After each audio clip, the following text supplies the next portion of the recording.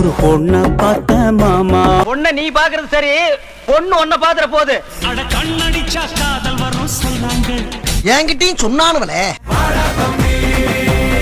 ஓயா வர முடியாது. பிரம்மன் செய்த சாதனை உன்னில் தெரிகிறது. தெரிகிறதா?